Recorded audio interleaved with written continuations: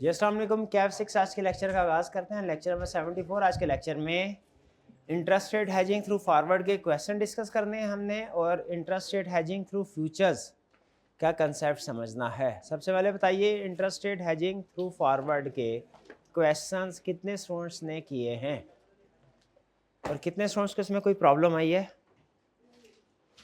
Problem नहीं आई किसी को? इसमें लॉस है, ये जो गेन है सर, ये वो बाद वाला करने के पहले वाला करेंगे, यानी कि जो टाइम वैल्यू को इन्वेस्टमेंट लगा के जो गेन या लॉस होगा वो तो टोटल ग्रॉस वैल्यू ही होगी, नेट वाला।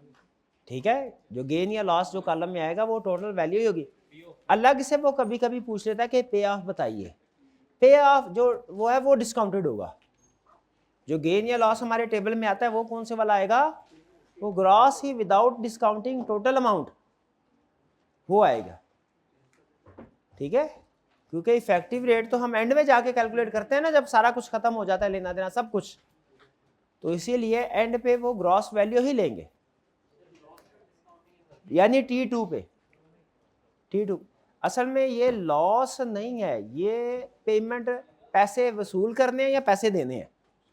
तो कैश इनफ्लो हो या आउटफ्लो हो, दोनों सूरतों में डिस्काउंट होगा। इनफ्लो भी डिस्काउंट होगा, आउटफ्लो भी डिस्काउंट होगा। जी क्वेश्चन 14। अच्छा, इसमें मैंने आपको दूसरे टॉपिक से क्वेश्चन भी डेली बेसिस के ऊपर दे रहा हूँ फाइनेंस के, कोई ना कोई दूसरा टॉपिक एक आधा, वो आपने क्वेश्चन अटेम्प्ट करने हैं। क्लास में हम अभी डिस्कस नहीं कर रहे, उसमें कोई प्रॉब्लम हो तो आपने नोट कर लेनी है। अभी मैं ये रिस्क असेसमेंट जो रिस्क मैनेजमेंट है ये मैं कंप्लीट कराना चाह रहा हूँ, ताकि इसमें दूसरे कंसेप्ट मिक्स ना हो। फोकस हमारा सारा सिर्फ फाइनेंशियल रिस्क मैनेजमेंट के ऊपर हो। जब जिस दिन ये फाइनेंशियल रिस्क मैनेजमेंट कंप्लीट होगा, मैं 2 या 3 दिन मजीद रह गए, 2 दिन मजीद हो गए आज के लेक्चर के अलावा। उसके बाद अगले दिन से हम जो मैनेजेरियल का रिमेनिंग टॉपिक है पैस्टल एनालिसिस वो स्टार्ट करेंगे, और साथ साथ फाइनेंस वाले पोर्शन की रिवीजन करते रहेंगे। रिवीजन से मुराद क्वेश्चन जो है उसमें एडजस्टमेंट डिस्कस करते रहेंगे, पूरा क्वेश्चन नहीं। उसमें जो प्रॉब्लम आपको होम असाइनमेंट में सामने आती है वो डिस्कस करेंगे। अगर आप कहेंगे तो पूरा क्वेश्चन भी कर दिया करेंगे डिस्कस, उसमें आपको थोड़ा ज़्यादा बैठना पड़ेगा। कोई मसला नहीं, ठीक है, मुझे भी कोई मसला नहीं, चाहे भी कभी कभी हो जाए करेगी। अब वापिस आ जाए क्वेश्चन 14। क्वेश्चन 14 की तरफ आए, फॉरवर्ड डेट एग्रीमेंट। सबसे पहले ए विल नीड टू बारो ₹5 million in 3 months time. In 3 months time, A will need to borrow ₹5 million. In 3 months time का मतलब क्या है? 3 महीने बाद के 3 महीने के लिए, 3 महीने बाद, for a period of 6 month, 6 महीने के लिए। A 3V9 FRA for principal amount of ₹5 million is available at 5.4% - 5.36%। 3V9 FRA समझ रहे हैं क्या लिखा हुआ उसने? कि फॉरवर्ड डेट एग्रीमेंट 3 महीने बाद बारो करने का और 9 महीने बाद रीपे करने का, यानी ड्यूरेशन कितनी हुई? 3 महीने बाद बारो करना, 9 महीने बाद रीपे करना है, ड्यूरेशन 6 महीने। देखिए FRA सही सेलेक्ट किया उसने, 5 मिलियन का ही करना चाहिए था। कह रहे अवेलेबल एट 5.40 - 5.36%। इसका क्या मतलब है? 5.40 5.36 एक बैंक का बोरोइंग रेट है, एक बोरोइंग रेट है, एक डिपॉजिट रेट है। हम जब बारो करते हैं तो कौन सा रेट मिलता है? ज्यादा वाला, और डिपॉजिट करवाते हैं तो थोड़े वाला। तो बारो करने हैं कि डिपॉजिट कर रहे हैं इसमें, तो कौन सा रेट लगेगा? हायर वाला। उसने साइंस खेल लिया, साइंसदान ने 5.36 की बजाय 5.40 पहले कर दिया, लेकिन इससे कोई फर्क नहीं पड़ता, हमारा कंसेप्ट पक्का है। क्या वो ये समझ रहा है हमने ये लगाया हुआ कि पहले वाला थोड़ा होगा बाद वाला ज्यादा? नहीं, हमें तो पता है higher rate, borrowing rate higher rate होगा, वो चाहे पहले हो चाहे बाद में हो, ठीक है। तो यहाँ पे जो लॉक हुआ रेट वो कौन सा है?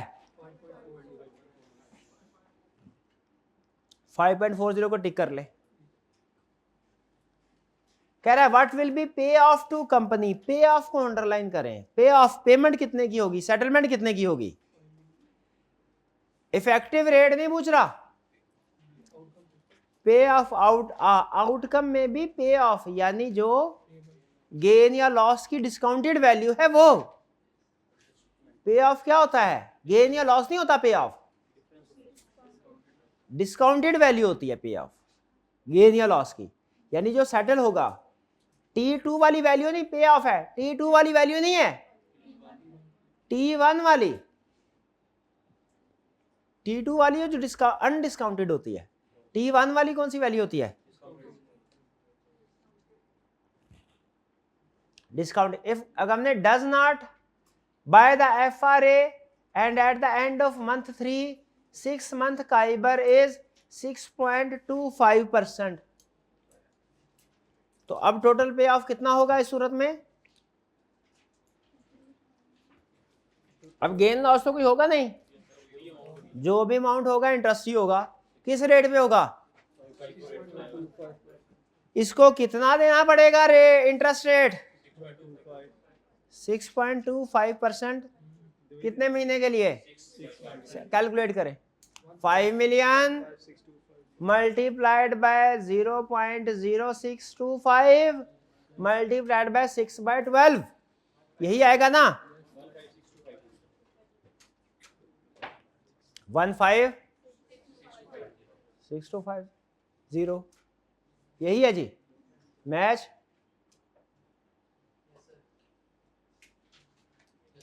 Okay. B, if company buys this FRA and at the end of month 3 6 month काइबर is 6.25%। भैया मुझे बताया ये 6.25% काइबर पता है ना, कराची इंटरबैंक ऑफर रेट बताया हुआ ना, कराची ये इंटरेस्ट रेट ही समझे होता है। प्रैक्टिकली यहाँ पे वैसे क्वेश्चन में काइबर बोल रहा है, प्रैक्टिकली होता है काइबर plus 100 points, काइबर plus 200 points. काइबर plus 100 points का मतलब है जो काइबर का, ये काइबर होता है इंटरबैंक ऑफर रेट, यानी समझ बैंक एक दूसरे को जिस रेट पे लैंड करते हैं, जाहिर है जिस रेट पे एक दूसरे को लैंड करते हैं कंज्यूमर को उस रेट पे थोड़े देंगे। दुकानदार एक दूसरे को 100 रुपए की चीज देते हो तो कस्टमर को 100 की देंगे, 100 के ऊपर कुछ ऐड करेंगे प्रीमियम। तो अगर ये होता ना क्वेश्चन में लिखा होता काइबर प्लस 100 पॉइंट्स, तो आप लिखते काइबर 6.25% है, 100 पॉइंट्स का मतलब 1%, 100 पॉइंट्स का मतलब क्या है, काइबर प्लस 100 पॉइंट्स उसने लिखा होता 100 बेसिक पॉइंट्स, तो क्या रेट निकलता, काइबर प्लस 50 पॉइंट्स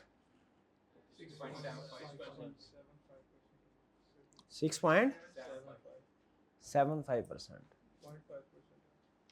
ठीक है जी। ये 6.25% क्या है, ये है मार्केट रेट T1 पे। हमें T0 का मार्केट रेट चाहिए होता है, T1 का मार्केट रेट चाहिए होता है कि T2 का, T1 का। T0 पे तो लोन ले ही नहीं रहे, वो मार्केट रेट क्या करना है हमने, T0 पे तो लोन ले ही नहीं रहे। T0 पे तो हमें डेरिवेटिव का रेट चाहिए होता है, T0 पे तो हमें डेरिवेटिव का अच्छा रेट चाहिए होता है। T1 पे हमें जिसमें डेरिवेटिव कॉन्ट्रैक्ट सेटल था, और T2 पे तो टोटल खत्म हो जाना है, लोन भी खत्म हो जाना, उसका रेट हमने क्या करना, उधर कौन सा लोन लेना है। T2 पे तो लोन रीपे करना है, लेना थोड़ी है। भाई समझ रहे हैं कौन कौन सा रेलिवेंट है। तो यहाँ पे नोट कीजिए हमारा एग्रीड रेट जो हमें आज T0 पे मिला है वो है 5.4%, और जो T1 पे जाके मार्केट रेट है जिसपे लोन हमें एक्चुअली बैंक देगा वो कौन सा है, 6.25%। ये मार्केट रेट है 6.25%।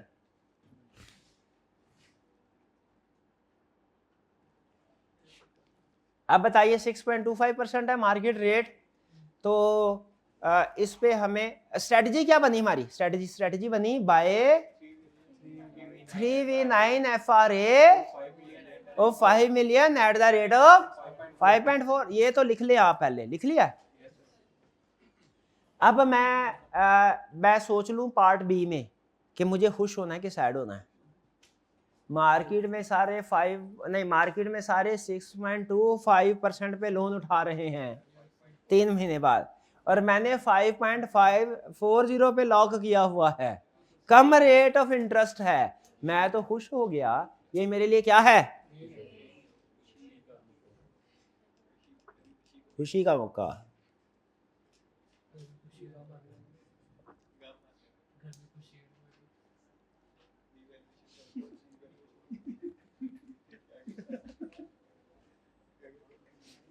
गेन है, गेन की अमाउंट क्या होगी? है कोई जो कैलकुलेट करे? 5 मिलियन मल्टीप्लाइड बाय 1.35% आएगा डिफरेंस। 5 मिलियन नहीं कैलकुलेट कर पा, आपसे ना हो पाएगा। 5 मिलियन मल्टीप्लाइड बाय 0.0625 माइनस 0.0540, ये मैंने क्या किया भला? 0.0625 और 5 पॉइंट डिफरेंस इसका और इसका, लेकिन यहां पे खत्म नहीं की कैलकुलेट। आप समझ रहे खत्म हो गई है? आप समझ रहे हैं ना खत्म हो गई है, पहले तो हो जाती थी। हाँ जी, अब पीरियड, जहां जहां इंटरेस्ट, जहां जहां लोन वहां वहां पीरियड, ये सही है। ये लोन वाला अच्छा था ना, जहां जहां लोन वहां पीरियड। तो मल्टीप्लाइड बाय 6/12, गेन आया 21250। बोले सही है कि नहीं? गेन आया 2। अच्छा, ये गेन क्या होगा? पेमेंट में ऐड होगा, लेस होगा? लेस होगा। वो पेमेंट है, ये गेन है, नेट होगा। अच्छा, ये गेन ग्रॉस है, T2 पे है, T1 पे नहीं है, यानी ये ग्रॉस अमाउंट है। अगर आपने उसको सेटलमेंट कैलकुलेट करनी है तो इसको डिवाइड करेंगे, डिस्काउंट करेंगे, पे ऑफ निकालने के लिए डिस्काउंट करेंगे। पहले टेबल पूरा बना लेके पहले पे ऑफ कर लें। तो 21,200 इसी को डिवाइड कर दें, divided by 1 plus market rate के एग्रीड रेट, डिस्काउंट डेरिवेटिव के रेट से होगा कि मार्केट रेट से होगा? मार्केट रेट यानी 6.25% है, 0.0625 multiply by 6 divided by 12 bracket 1, यह है 20606, यही है। लेकिन ये पे ऑफ है, ये टेबल में नहीं आना, टेबल में वही आना, क्या था? 21250। हुआ कि नहीं कैलकुलेट? यार ये सारा सवाल होने के बाद बोलता, समझ नहीं आया था यार, टॉपिक ही समझ नहीं आया। शाबाश, वो भी टॉपिक एंड होने पे बोला टॉपिक नहीं आया। अभी अगले हफ्ते पता है भाई ने क्या कहना है, नास ही समझ में नहीं आई। देखिए यार, ये जब बोल रहा है ना, मैं ऐसे कहना नहीं चाहिए, वैसे मेरे को टेंशन नहीं हुई है उस समय में, जब भी बोल रहा है ये।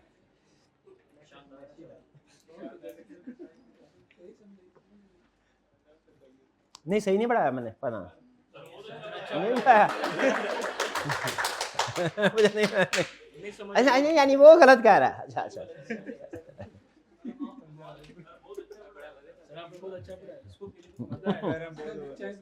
अच्छा, बहुत अच्छा पढ़ाया, ये कह के तुम्हारा हासा क्यों निकल जाता है? चले वापिस आ जाए वापिस। नहीं, अब तो मैं इसको कैलकुलेट करूंगा, इसको, ये इसने मेरा रिस्क बढ़ा दिया है, ये वाला सेकंड वाला अब मैं कैलकुलेट करूंगा। आ जाए, फाइनेंस रिस्क बढ़ गया मेरा। अब पार्ट सी करेंगे, पार्ट सी, ध्यान से। ये भी इसी तरह का, ये करने की जरूरत नहीं, ये इससे ज्यादा कॉम्प्रिहेंसिव है, मतलब इसमें इसके कंसेप्ट कवर हो जाते हैं। अब हम सेम सिचुएशन, ये है, by this FRA and at the end of month 3 6 month काइबर इज 4.7%। सबसे पहले स्ट्रेटजी क्या होगी? बाय, क्या बाय करना है? बाय, अच्छा, what is to be hedge? What is to be hedge? borrowing of rupees 5 million in 3 months का मतलब क्या होता है? 3 महीने बाद। For 6 months through forward. Clear? अच्छा अब बताइए, इसमें नंबर ऑफ फ्यूचर्स कैलकुलेट करने हैं, नंबर ऑफ कॉन्ट्रैक्ट्स कैलकुलेट करने हैं? नहीं, इसमें तो स्टैंडर्ड साइज होता ही नहीं है, इसमें तो स्टैंडर्ड साइज होता ही नहीं है, इसमें तो एग्जैक्ट क्वांटिटी को भी आप हेज कर सकते हैं। आगे चलते हैं, स्ट्रेटजी क्या होगी? बाय 3 लिख देता हूं, आपको की तराज तो नहीं है। FRA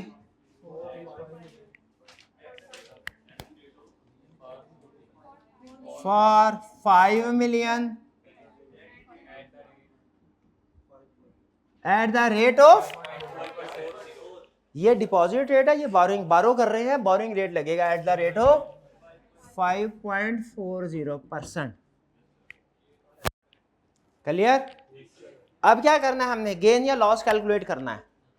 पहले मैं किस हिसाब से? By this F R A at the end of month 3 यानी T1 पे मार्केट रेट है 6 मंथ काइबर मार्केट रेट होता है, काइबर इज 4.75%। पहले मैं सोच लूं मैंने खुश होना है कि सैड होना है? मार्केट में सारे 4.75 रेट ऑफ इंटरेस्ट दे रहे होंगे, हम 5.40% दे रहे हैं, बहुत ही दुख की बात है। ये तो ये लॉस होगा। अब दूसरी चीज, लॉस की कैलकुलेशन करनी है। लॉस की कैलकुलेशन कैसे करनी है? ये कैलकुलेशन जरा देखिए, कैलकुलेशन होगी is equal to 5 million multiply by difference कितना है? अच्छा एक मिनट, अरे मुझे ये बताइए, मैं वो जो 6/12 है उसे एंड में मल्टीप्लाई करूं कि यहीं पे कर दूं? यहीं पे ना कर दूं? ओके यहीं पे कर देता हूं, आप कहते हैं तो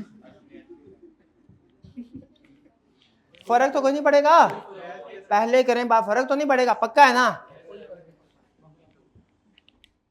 लेक्चर के एंड पे आपने बताना है इसमें कोई हिकमत थी कि वैसे ही। अच्छा आगे चलते हैं, डिफरेंस क्या है? ये क्या था? लॉस था ना, इनटू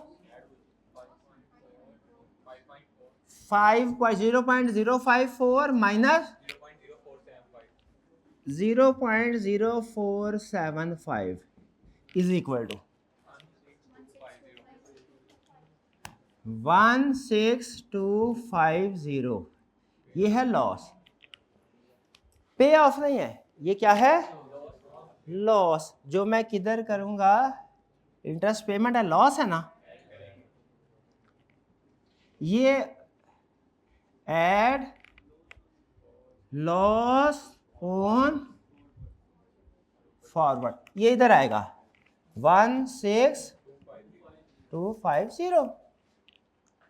लेकिन अगर मैंने पे ऑफ कैलकुलेट करना है, एक्चुअली सेटलमेंट जो होगी वो कैसे करना है वो जरा देखिए। उसके लिए डिस्काउंटिंग करनी पड़ेगी। डिस्काउंटिंग करने के लिए क्या करना है? इसको डिवाइड कर देना है, किससे? 1 प्लस रेट से।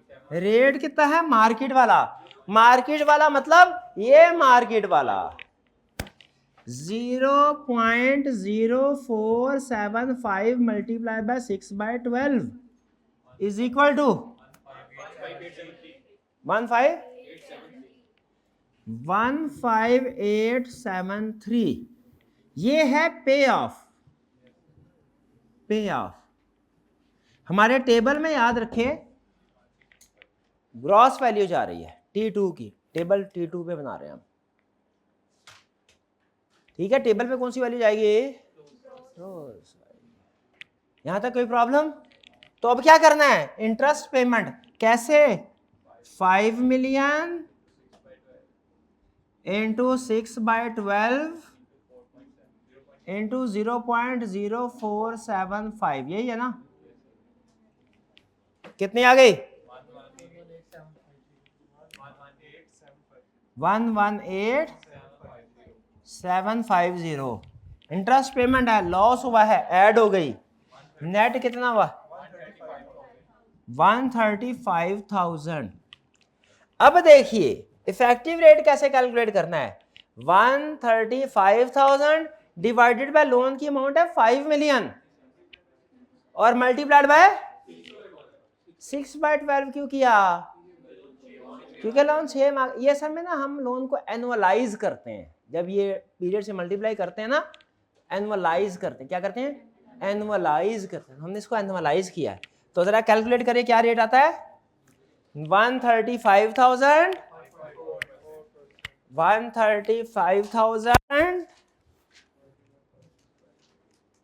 Divided by 5 million multiply by 6/12, 5.4। ये तो एग्जैक्ट 5.4% आ गया, ये तो परफेक्ट 5.4% आ गया, ये तो परफेक्ट 5.4% क्यों आया? फॉरवर्ड में परफेक्ट हैजिंग है। क्लियर? फिर से हो जाए कोई और सवाल फॉरवर्ड का ही कि फ्यूचर? अच्छा फ्यूचर में चले आजा, फ्यूचर कर लेते हैं, लेकिन फॉर्मेट हमारा यही रहेगा कि चेंज हो जाएगा? फॉर्मेट बस मनी मार्केट हैजिंग में चेंज होना था। क्या मनी मार्केट हैजिंग में क्या है? Money market hedging format 3 steps कौन से हैं? डिस्काउंट, फॉरेन करेंसी रिसीट के केस में स्टेप्स बताइए। Discount at the rate of foreign currency borrowing, convert at spot rate, और फिर add interest at the rate of local currency deposit rate. और अगर यही फॉरेन करेंसी पेएबल की money market hedging करनी हो तो discount at the rate of foreign currency deposit rate, convert using spot rate, और add interest at the rate of local currency borrowing rate. ठीक है ना? आइए आगे चलते हैं अब लर्निंग ऑब्जेक्टिव 10 की तरफ। यहां से निकल के मनी मार्केट हैज में मुझे आप ले जाएंगे? नहीं ऐसे alert interest rate hedging through futures. Futures बोल भाई, क्या सवाल है मेरे भाई का? बोल रहे हैं।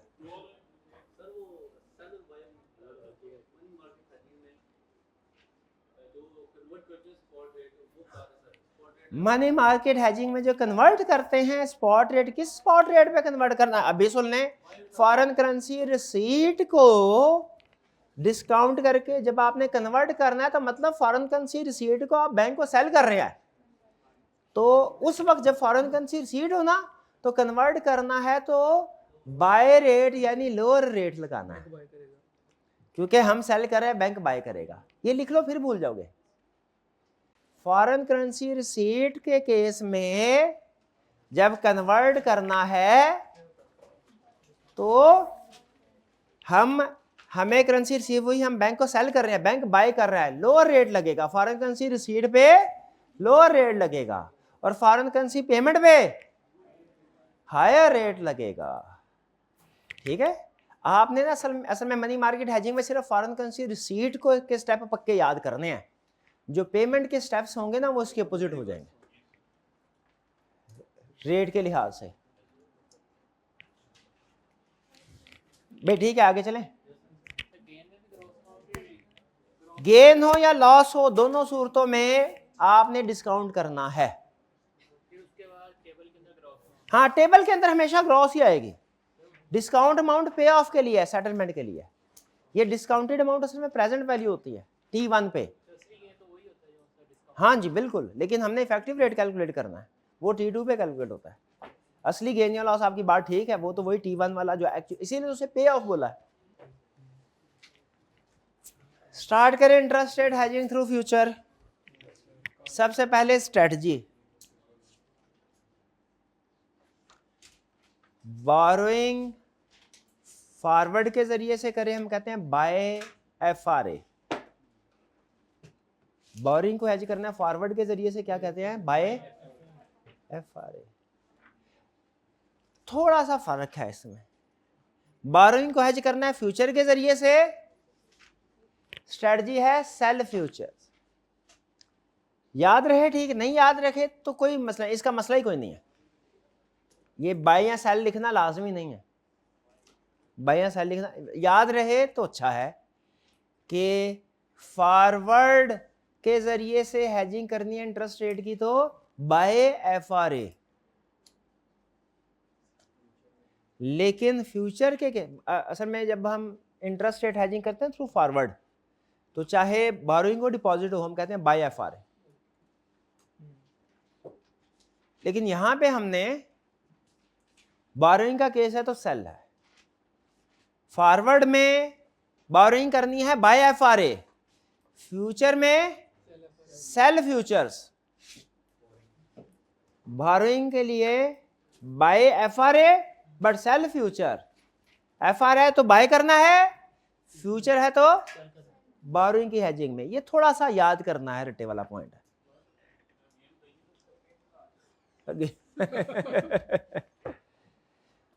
To hedge borrowing you have to buy FRA but sell futures, you have to buy FRA but sell futures। to hedge borrowing you have to buy FRA but sell futures। चलिए आगे चले, स्टेप्स। पहले step में क्या करना है, पहले step में क्या करना है, what is to be borrowing of ₹8 million at end of May for 3 months through futures. Standard है, कोई प्रॉब्लम तो नहीं। नंबर ऑफ फ्यूचर कॉन्ट्रैक्ट्स कैसे कैलकुलेट करेंगे, total loan divide by size of one future contract. Amount exact आ जाए बहुत अच्छा, फ्रैक्शन में आ जाए राउंड ऑफ। स्ट्रेटजी क्या होगी, सेल फ्यूचर। फॉरवर्ड में तो बाय FRA था, फ्यूचर साइज में सेल करेगा। सेल कितने फ्यूचर, 8 फ्यूचर्स, किस साइज के, 1 million साइज के, किस रेट पे, 3.5% कॉन्ट्रोलाइन करें। ये कौन सा रेट है, एग्री, यानी फ्यूचर का रेट, फ्यूचर का rate, agreed rate, agreed rate future contract में, डेरिवेटिव कॉन्ट्रैक्ट में, ठीक है।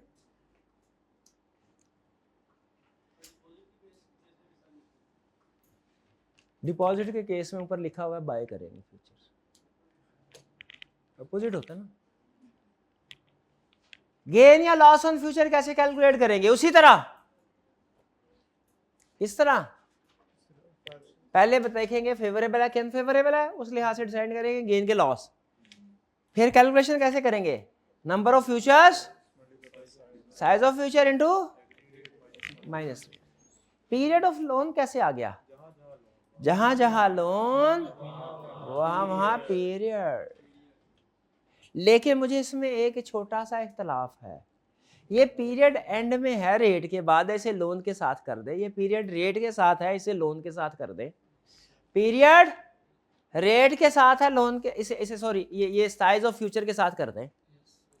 पीरियड रेट के साथ है, इसे साइज ऑफ फ्यूचर के साथ कर दें। अब आप बोले कि सर इससे फर्क तो कुछ नहीं पड़ेगा,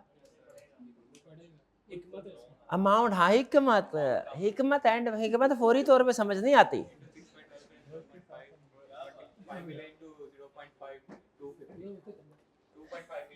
बट ठीक ठीक ठीक ठीक, साइज ऑफ फ्यूचर क्लियर। इसको बेहतर है पीरियड ऑफ लोन को मल्टीप्लाई करने के लिए इससे मल्टीप्लाई करें, रेट के साथ नहीं। Done.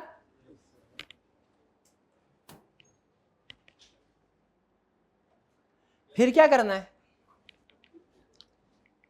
Calculate net payment and effect. इसमें कोई डिस्काउंटिंग वगैरह नहीं है, इसमें वो T1 T2 वाला कंसेप्ट नहीं है। इसमें क्या होगा, इंटरेस्ट पेमेंट करनी है eight the rate of market rate, gain या लॉस एलएस नेट पेमेंट, बाकी सारा काम वही, इफेक्टिव रेट भी वैसे ही निकलेगा जो फॉरवर्ड में किया है। क्लियर? एक सवाल, गेन या लॉस कैलकुलेट किया आपने? गेन या लॉस कैलकुलेट किया? $1 मिलियन क्वेश्चन, क्या आप गेन या loss through price ticks calculate कर सकते हैं? उसमें क्या होता है? पहले वैल्यू ऑफ टिक आता है कि पहले number of ticks? Value of tick, value of tick. अच्छा, मैं एक कैलकुलेशन मैं करके दूंगा, एक आपने करनी है। चले वैल्यू आप कर लें, नंबर ऑफ टिक्स मैं कर लेता हूं। नंबर ऑफ टिक्स मैं कर, नंबर ऑफ टिक्स कितने होंगे? Agreed rate minus market rate multiply by 10,000 multiplied by, ये मैंने नंबर ऑफ टिक्स कैलकुलेट कर दी है। वैल्यू ऑफ टिक कैलकुलेट करें, size of future divided by, गलत, हाँ, size of future multiplied by period फिर डिवाइडेड बाय 10,000। एनुअलाइज नहीं करना लोन को, लोन को एनुअलाइज नहीं करना। नहीं समझ आई बात की? नहीं आई, नहीं आई। अब अभी कैलकुलेशन करते हैं तो समझ आ जाएगी। हाँ, एक चीज और बतानी है आपको इसमें, एक चीज और बतानी है। ये तो मैंने आपको बता दिया, कैलकुलेशन ऑफ गेन और लॉस यूजिंग प्राइस टिक्स कैसी होगी? Number of futures multiply by tick by number, formula वही है, फार्मूला में नहीं पता, फार्मूला देखें वही है, फर्क किस चीज का बड़ा है? नंबर ऑफ टिक्स भी वही है। टिक वैल्यू में याद रखें, साइज ऑफ फ्यूचर को आपने लोन पीरियड से मल्टीप्लाई करना है, फिर 10,000 से डिवाइड करना है। क्यों लोन पीरियड से मल्टीप्लाई क्यों कर रहे हैं? क्योंकि बोरोइंग साल से कम पीरियड के लिए है, उसको हम एनुअलाइज करते हैं। उसको हम क्या करते हैं? एनुअलाइज, यानी साल प्रोपोर्शनेटली साल में कितनी अमाउंट होगी पूरे साल की, ठीक है? तो इसीलिए पीरियड से मल्टीप्लाई करना है, समझ गए? T1 T2 वाली बात इसमें है ही नहीं, इसमें नहीं है। इसमें सेटलमेंट, कैश की सेटलमेंट एंड पे होगी, इसमें नहीं है T1 T2, ठीक है जी। अब जो चीज है वो ये, price and interest rate future, future में आपको फ्यूचर का रेट नहीं बताएगा कि future contract of 1 million size is available at 4%, ये नहीं बताएगा। कहेगा 1 contract of future for 1 million, the price is 96 rupees, 96 नहीं 96। फ्यूचर इंटरेस्ट रेट हैजिंग का जो फ्यूचर होता है, इसका रेट नहीं बताया करता, प्राइस बताता है। प्राइस का कंप्लीमेंट रेट होता है, यानी प्राइस 96 है, रेट 4%। प्राइस ऑफ फ्यूचर 97 है, रेट 3।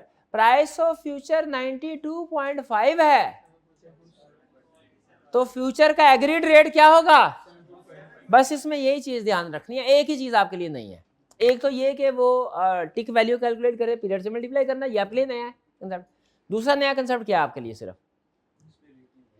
कि उसमें आपको डायरेक्ट रेट नहीं देगा, इनडायरेक्ट प्राइस ऑफ फ्यूचर देगा, ठीक है? प्राइस ऑफ फ्यूचर देगा, आपने उसको 100 के साथ माइनस करके रेट कैलकुलेट कर लेना, ठीक है?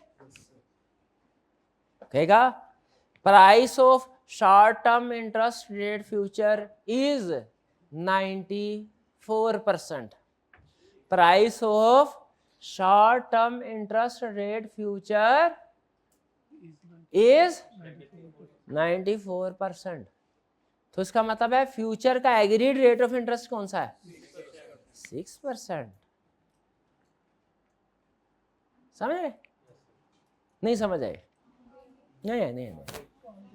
एग्जाम्पल, ठीक है।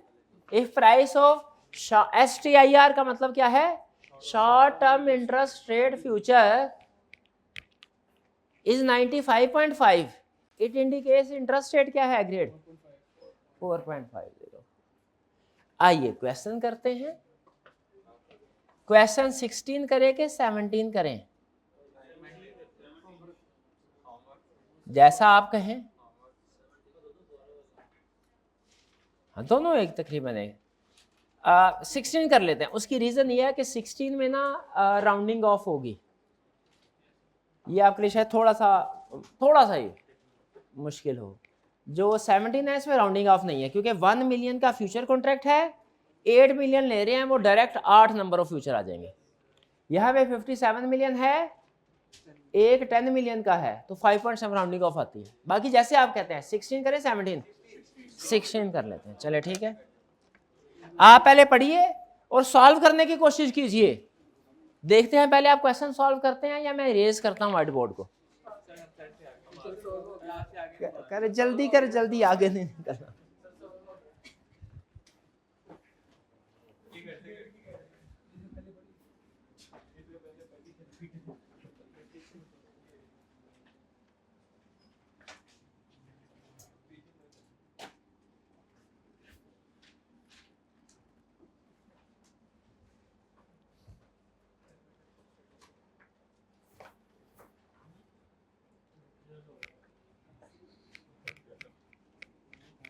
चुप करके क्वेश्चन सॉल्व करें।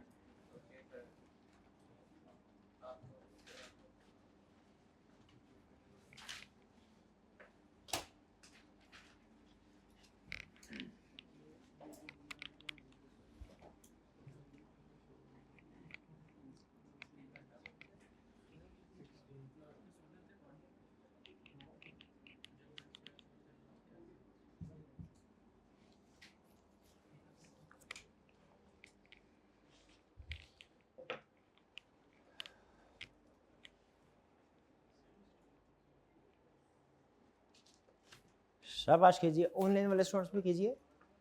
5 मिनट है आपके पास, 5 मिनट पास कीजिएगा जी। चलें स्टार्ट करते हैं डिस्कशन। कितने स्टूडेंट्स ने कंप्लीट कर लिया है और ठीक हुआ है?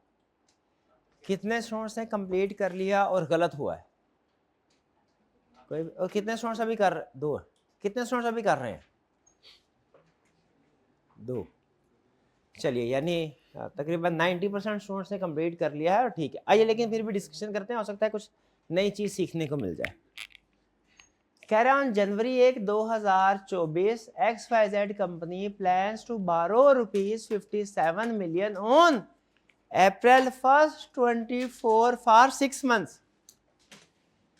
1 जनवरी को फैसला किया है बारोइंग 1 जनवरी को नहीं करनी। बारोइंग कब करनी है? लोन कब बारो करना है? या तो कंपनी डर रही होगी किस बात से कि आज 1 जनवरी है, 1 अप्रैल तक जाते जाते कहीं रेट बढ़ ना जाए। इसमें आपने अंडरलाइन करना है 12 को, इसमें अंडरलाइन करना है 57 मिलियन को। Standard future contract size is ₹10 million, इसको भी अंडरलाइन कर लें। स्टैंडर्ड साइज, इसका मतलब है जब हमने फ्यूचर्स बाय करने हैं वो 57 divided by 10 is equal to 5.7 rounded off 6 futures हमने डील करना है। और बाय करना, सेल करना है? सेल करना है। बोरिंग के केस में सेल फ्यूचर्स। हमें 5.7 नहीं, 6 फ्यूचर सेल करने हैं। ठीक है, तो स्ट्रेटजी क्या? अच्छा अब आगे, लेकिन अभी रेट नहीं बताया, आपने नोट किया है? अभी उसने फ्यूचर का रेट नहीं बताया। अब जरा गौर से सुनिएगा, इसमें रेट्स भी समझने वाले हैं। Current spot काइबर rate is 7.00% for both 3 month and 6 month. ये सुनने क्या कह रहा है? काइबर रेट होता है मार्केट का रेट। कहता है आज आप 3 महीने के लिए लोन लें या आज आप 6 महीने के लिए लोन लें, दोनों सूरतों में रेट ऑफ इंटरेस्ट 7% मिलेगा।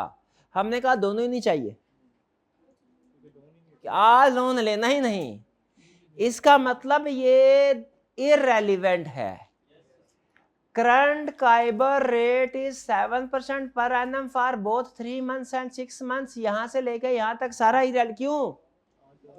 ये आज यानी 1 जनवरी का मार्केट रेट ऑफ इंटरेस्ट बता रहा है। चाहे 3 महीनों के लिए लोन लें, चाहे 6 महीने के लिए लोन लें, आज 1 जनवरी को किस रेट ऑफ इंटरेस्ट में मिलेगा? 7। हमने कहा ये तो चाहिए ही नहीं, कह रहा है। और अगर लोन नहीं लेना, फ्यूचर में डील करना है, तब क्या है? And the current April काइबर future price. और करंट यानी आज अगर आप फ्यूचर लेते हैं, आज अगर आप फ्यूचर लेते हैं, उसकी प्राइस क्या है? 93। आज अगर आप फ्यूचर लेते हैं जो कब मैच्योर होगा? अप्रैल में। करंट अप्रैल का मतलब क्या है? आज अगर फ्यूचर लेते हैं, करंट मतलब आज फ्यूचर लेते हैं, अप्रैल मतलब जो अप्रैल में एक्सपायर होगा। आज फ्यूचर लेते हैं जो अप्रैल में एक्सपायर होगा, तो वो किस प्राइस पे मिलेगा? 93 प्राइस का मतलब किस रेट पे मिलेगा? 7%। इसका मतलब है आज अगर आप फ्यूचर में डील करते हैं, फ्यूचर एग्रीमेंट करते हैं, कौन सा रेट लॉक होगा? कौन सा रेट एग्रीड होगा? 7। समझ रहे हैं? इसका मतलब इस वाले हिस्से में ये जो सेकंड पैराग्राफ है ना, इसमें शुरू वाला आधा इररेलेवेंट है, बाद वाला आधा रेलिवेंट है, क्योंकि स्पॉट रेट हमारे लिए इररेलेवेंट होता है। हाँ, जो हेजिंग एग्रीमेंट वाला रेट होता है, लॉक इन रेट होता है, जो एग्रीड रेट होता है, वो हमारे लिए रेलिवेंट है। और वो कौन सा है? 7%। उसने हालांकि लिखा हुआ है प्राइस सेम है, दोनों सेम है, यानी आज का स्पॉट रेट भी 7% है आसान अल्फाज में, और आज का फ्यूचर रेट भी 7% है। लेकिन आपको बहुत क्लियर होना चाहिए कि हमने कौन सा रेट उठाया है, पहले वाला के बाद वाला? बाद वाला। स्पॉट रेट के फ्यूचर का रेट, समझ रहे हैं? हालांकि दोनों 7% ही है, लेकिन पता होना चाहिए कौन सा उठाया, कल कला को फर्क भी दे सकता है। ये समझ आई कि नहीं आई? तो स्ट्रेटजी क्या होगी अब हमारी? पार्ट ए में क्या है? How should XYZ company hedge the interest rate risk using future contract. Hedging strategy बनाओ। बनाए hedging strategy. Sell 6 futures of April for 6 months at the rate of 7% of 10 million size। दोबारा से तरतीब लगा के, sell 6 future contracts of 10 million size maturing in April at the rate of 7%। ये है आपके हेजिंग स्ट्रेटजी, या कैसे हेज करेंगे। इक्का दुक्का स्टूडेंट पार्ट ए में भी गेन या लॉस कैलकुलेट कर रहे थे। भाई पार्ट ए में तो वो कह रहा है बताओ मुझे हेजिंग स्ट्रेटजी क्या होगी, how should company hedge, company hedging कैसे करेगी। यहां तक क्लियर? अब आगे चलते हैं। नहीं है अभी नहीं, मैं तो भूल ही गया था। क्या भूल गया? सॉल्व करना। मैं समझा डिस्कशन ही करवानी है मैंने। ना सॉल्व करूंगा, नहीं करूंगा, मैं सॉल्व करूंगा। सॉल्व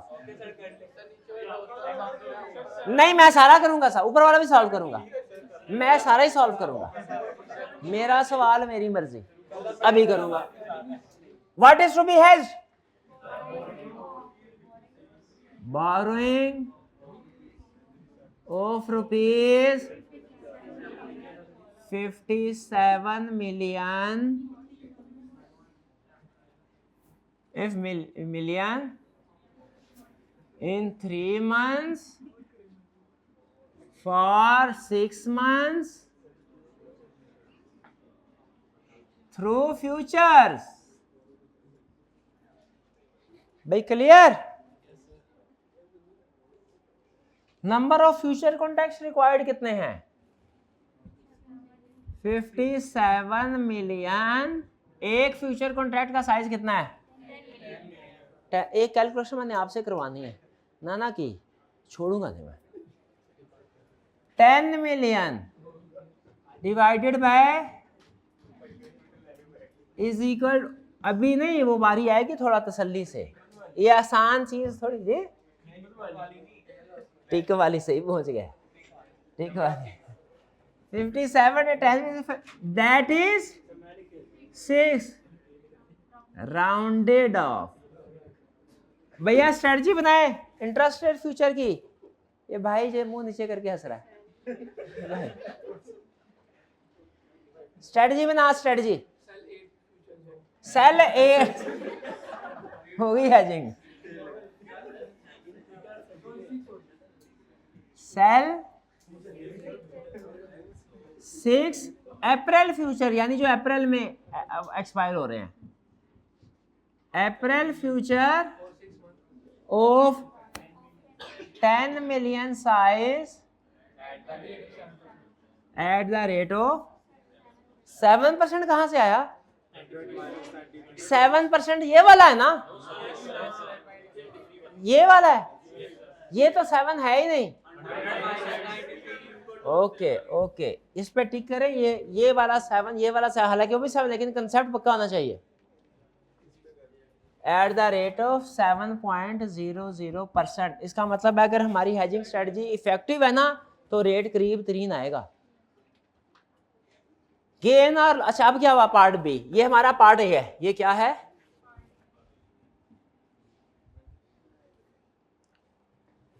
कह रहे calculate the total effective borrowing cost, यानी ये नेट टोटल पेमेंट, ये है टोटल बोरोइंग कॉस्ट, ये टोटल बोरोइंग कॉस्ट है, ये वाली अमाउंट।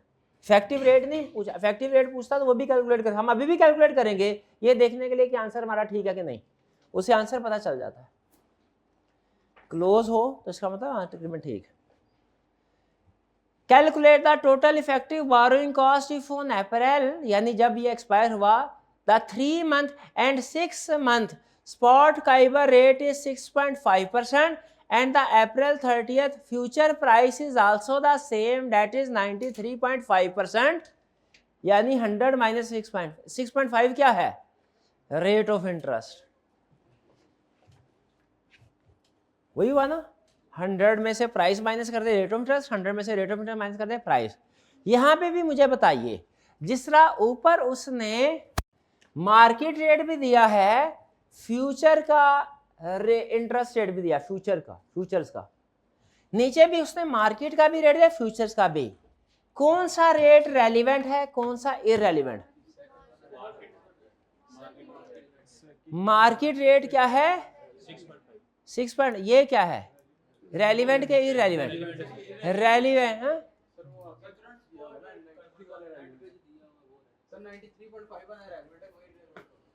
ये रेलिवेंट है, ये इररेलिवेंट है। क्या आपने अप्रैल में जाके दोबारा फ्यूचर खरीदना है? तो फिर फ्यूचर की प्राइस क्यों देख रहे हैं? अप्रैल में जाके तो लोन लेना है, अप्रैल में लोन मार्केट रेट पे जाएगा, जब मैच्योरिटी डेट आएगी तब मार्केट रेट रेलिवेंट होता है। आज के दिन 1 जनवरी का मार्केट रेट इररेलिवेंट है, लेकिन जिस दिन लोन लेना है 1 अप्रैल, इसका मार्केट रेट रेलिवेंट है, इसका फ्यूचर रेट इररेलिवेंट होगा, क्योंकि फ्यूचर एग्रीमेंट आज देना है, लेना है T0 पे फ्यूचर का एग्रीमेंट करना है। टी वैसे मैं समझाने के समझा रहा हूँ, यहाँ पे T1 T0 का कंसेप्ट है नहीं, लेकिन समझा रहा हूँ, समझा T0 पे फ्यूचर एग्रीमेंट करना है, T1 पे लोन एग्रीमेंट करना है। T0 यानी आज के दिन फ्यूचर का रेट रेलिवेंट है, मार्केट का नहीं, और T1 में मार्केट का रेट रेलिवेंट है, फ्यूचर का नहीं, क्योंकि T1 में जाके फ्यूचर एग्रीमेंट नहीं करना, वो तो मैच्योर होगा, उसे तो लोन लेना है। नहीं समझ रहे? तो अब मुझे बताइए, ये जो अप्रैल में जाके जब लोन लेना, 1 अप्रैल को, अप्रैल के महीने में ये मार्केट रेट है और ये फ्यूचर्स का रेट, यानी अप्रैल में जाके अगर आप फ्यूचर्स में डील करते हैं ना, साइन करते हैं, एग्रीमेंट करते हैं अप्रैल में, तो ये रेट मिलेगा। लेकिन हम तो कर चुके हैं अपने हिस्से का 1 जनवरी को, तो ये हमारे लिए इररेलेवेंट है। अब तो हमने लोन लेना, और लोन हमें किस रेट पे मिलेगा, ये रेलिवेंट। हालांकि है सेम, आप गलत कंसेप्ट के साथ भी कैलकुलेशन कर देते हैं, आंसर सही आता, लेकिन कंसेप्ट पक्का होना चाहिए। कल को में भी वो चेंज कर दे, समझ रहे हैं नहीं? तो अब मार्केट रेट, मैच्योरिटी डेट पे जब लोन लेना है, तब मुझे लोन किस रेट पे मिलेगा। अब अप्रैल में जाके मैंने एक्चुअली लोन एग्रीमेंट करना है साइन, वो मुझे किस रेट में मिलेगा, 6.5। अच्छा अब मैं देख लूं, मैं पहले सोच लूं गेन है कि लॉस है। मार्केट में सारे 6.5% पे कर रहे होंगे और मैं 7% पे कर रहा हूंगा। मार्केट में सारे 6.5 पे कर रहे होंगे, कम मैं ज्यादा पे कर रहा हूंगा, मेरे लिए क्या है, लॉस है। लॉस है ना, मेरे लिए क्या है, लॉस है। अब लॉस की अमाउंट कितनी है, number of futures multiplied by size of futures, period कितना है, multiplied by period multiplied by rate का डिफरेंस 0.07 माइनस 0.065। बताइए समझ आई कि नहीं आई है, ये समझ आई कि नहीं आई? इसको डिस्काउंट तो नहीं ना करना, वो तो फॉरवर्ड रेट एग्रीमेंट को करते हैं। कैलकुलेशन करें, कितनी अमाउंट आई, कितनी, 150,000। भैया कैलकुलेट वैल्यू ऑफ 1 टिक।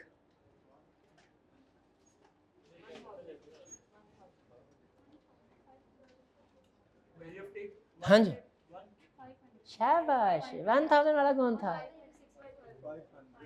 अच्छा, ये पूरी बात करनी थी ना, 1000 मल्टीप्लाई बाय 6 बढ़े। हाँ कैलकुलेट करें, value of 1 tick, value of 1 टिक 500। कैसे आया, 10 मिलियन डिवाइडेड बाय 10,000 नहीं करना ना, ये लोन है। 10 मिलियन मल्टीप्लाई बाय 6/12 फिर डिवाइडेड बाय 10,000 है, एनुअलाइज करके डिवाइडेड बाय 10,000 करना है। अब हिकमत समझ आई, पीरियड को एंड पे क्यों नहीं लिखा था, हिकमत समझ आई, 500 आ जाएगा। और नंबर ऑफ टिक कितने हैं, ये मैं ही कैलकुलेट कर देता हूं, क्या सारी कैलकुलेशन आपसे करवानी। देखा, मुश्किल काम बंदे को खुद ही करने चाहिए, उस्ताद को। 0.07 minus 0.065 multiplied by 10,000, 50। Number of ticks कितने, 50। और वैल्यू ऑफ टिक कितने, मल्टीप्लाइड बाय 500। एक कॉन्ट्रैक्ट में 25,000 और मल्टीप्लाई नंबर ऑफ कॉन्ट्रैक्ट्स कितना आया, 150,000। सेम आया कि नहीं? तो इसका मतलब सेम आ गया, मतलब साबित हो गया 6/12 से मल्टीप्लाई करना है। फ्यूचर साइज को 6/12 से मल्टीप्लाई करना है, तब बाद में फिर डिवाइड करना 10,000 से, तब आएगा वैल्यू ऑफ 1 टिक। चलिए ये हो गया। अब इंटरेस्ट पेमेंट कैलकुलेट करें eight the rate of market. Market rate क्या था, 6.5। कौन से वाला, लेफ्ट वाला के राइट वाला, लेफ्ट वाला। दोनों सेम है, फर्क तो नहीं पड़ता मेरा ख्याल है। इसमें सेम है, बाद में हो सकता है फर्क दे दे, तो हमें कंसेप्ट के साथ चलना है। अब मार्केट रेट के मुताबिक कितना है, 57 मिलियन लोन लिया। एक्चुअली लोन 57 के लिया ना, वो तो हेजिंग के लिए था। मल्टीप्लाइड बाय 6/12, हिकमत मल्टीप्लाइड बाय 0.065, कितनी आ गई अमाउंट, 1852500। क्लियर, ये पेमेंट है, लॉस है, एड लॉस ऑन फ्यूचर, कितना है 150,000। ऐड करें, टोटल कितना आया 200,2500। ये है नेट बोरोइंग कॉस्ट। लेकिन ये देखने के लिए कि कैलकुलेशन हमने सही किया कि नहीं, इफेक्टिव रेट कैलकुलेट करना। इफेक्टिव रेट किसके करीब आना चाहिए, अगर ये राउंड ऑफ ना होता तो एग्जैक्ट यही आता, लेकिन अभी भी पता चल जाएगा। 2002,500 डिवाइडेड बाय लोन की अमाउंट है 57 million multiplied by 6/12 bracket 1, 0 multiplied by 100, 7.026, लगभग 7.03। ठीक है, और एग्जैक्ट 7% क्यों नहीं आया, राउंड ऑफ हुआ इस वजह से। कुछ समझ आया, लगे हाथों 17 बिना कर लें, कर लेंगे आप, भाई बीमार है, ओके कोई बात नहीं, ठीक है। चलिए असाइनमेंट लाजमी करके आइएगा, ठीक है जी। आज का लेक्चर यहाँ ख़त्म करते हैं, अल्लाह हाफिज़।